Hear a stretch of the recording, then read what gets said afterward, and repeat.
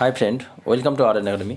তো যে সমস্ত ক্যান্ডিডেট তোমরা উচ্চ মাধ্যমিক পরীক্ষা দিবে তাদের জন্য বাংলা থেকে আমরা কিন্তু প্রবন্ধ রচনা যে আছে তোমাদের 800 শব্দের মধ্যে লিখতে হবে।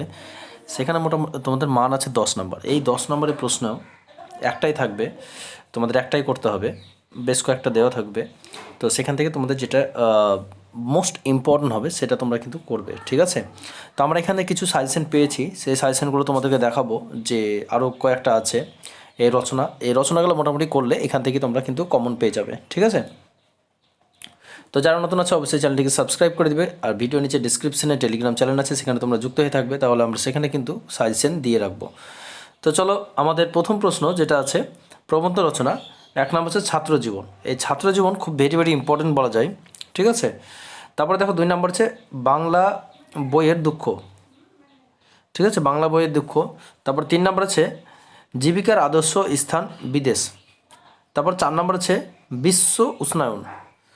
তারপরে এগুলোর মধ্যে সবথেকে ইম্পর্টেন্ট যদি বলা যায় তোমাকে, সবথেকে এই ছাত্র জীবনটা করে রাখতে পারো, আর এই বিশ্ব উষ্ণায়ন, ঠিক আছে? এই দুটো কিন্তু খুব ইম্পর্টেন্ট এগুলোর মধ্যে, ঠিক আছে? এগুলোও ইম্পর্টেন্ট, মানে বাছাই করার মধ্যে এগুলো সবথেকে বেশি ইম্পর্টেন্ট বলা যায়।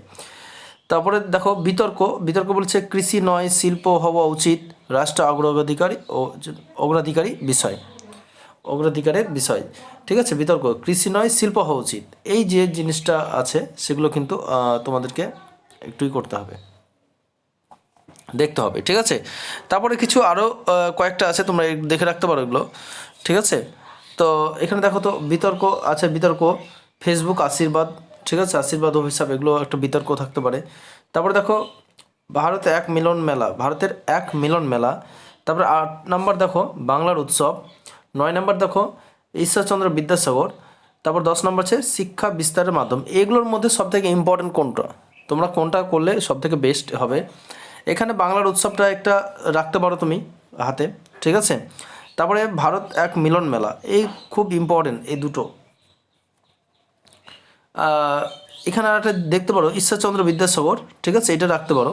তো মোটামুটি এই 5টা তোমরা করলে একটা কিন্তু কমন পেয়ে যাবে, ঠিক আছে? আরও সাজেশন আছে, আমরা নেক্সট ভিডিওতে আলোচনা করব।